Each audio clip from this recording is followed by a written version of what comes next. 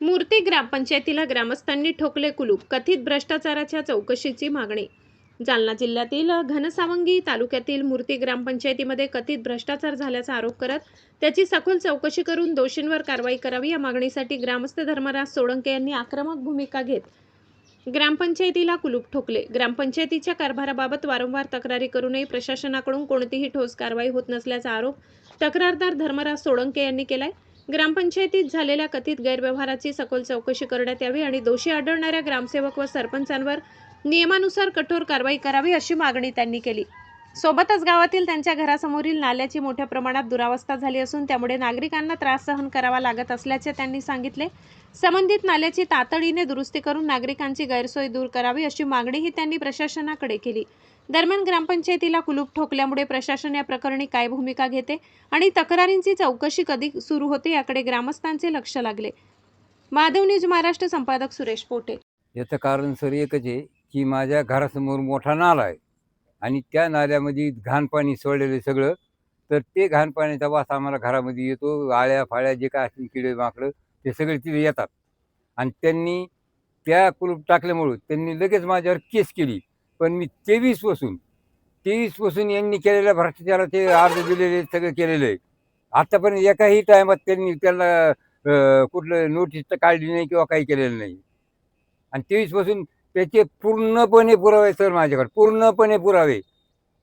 त्याच्यातले काही कागद त्यांनी मला दिले बी, काही नाही दिले बी नाही तर तरी पण भरपूर पुरावे। ते बी असे पुरावे आहेत की जर त्याच्यातला एखादा पुरावा खोटा निघाला तर सर त्यांनी मला फाशी दिली डायरेक्ट, तरी मी तयारी घ्यायला। आणि एक कुलूप टाकलं माझ्या दारापुढं घाण असल्यामुळं, एक कुलूप तीच घाण जिल्हा परिषद शाळेपुढं पण आहे। जिल्हा परिषद शाळेपासून पुढं बी का नाही सर तिथं घाण नालीचं पाणी येत होते, मग तिथे विद्यार्थी शिकतात। मग लाज नाही वाटत की ह्या लोकांना? यांनी त्याचा विचार करणं गरजेचं आहे ना। आणि माझे तर कितीतरी अर्धे डोक्याच्या बाहेर याच्यासाठी मी औरंगाबादला गेलो, त्यांनी सांगितलं शिवला भेटा, शिवकडे गेलो, शिवनी सांगितलं तुम्ही खालून वर या मग बघू। पुन्हा कलेक्टरकडे गेलो, कलेक्टरनी सांगितलं हो तुम्हाला आम्ही लगेच तुमची निकाली काढतो 23 तारखेला। त्यांनी काहीच केलं नाही।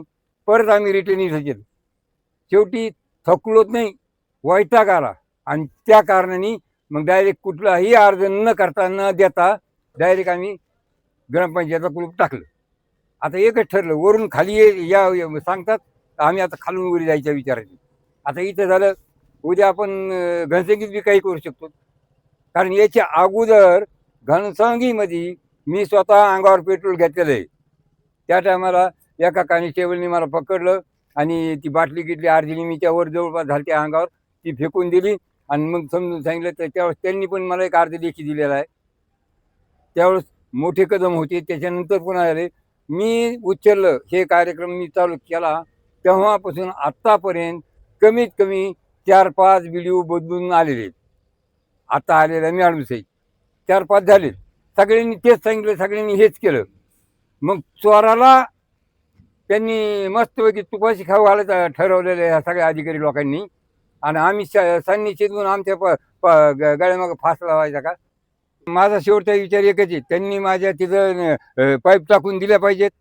आणि दुसरी गोष्ट म्हणजे ह्या लोकांनी जी चोरी केली ही चोरी त्यांची उघडी करून त्यांना पद मुक्त करायला पाहिजे।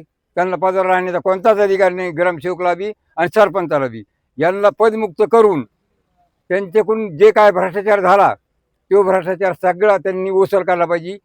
काही भ्रष्टाचाराचे पैसे किंवा JCBचे याचे त्याचं सगळं जर टोटल काढलं ना तर माझ्याकडे बरंचसं काही टोटल जातं। त्याच्यामुळं यांच्यावर पूर्णपणे कारवाई झाली पाहिजे आणि मला त्या नाल्यामध्ये नळ्या टाकून मिळाल्या पाहिजे, बस इतकंच। अशा आणखी महत्त्वाच्या बातम्या पाहण्यासाठी आमच्यासोबत जोडलेले रहा। आमचा व्हिडिओ लाईक, शेअर आणि चॅनल सबस्क्राईब करायला विसरू नका। धन्यवाद।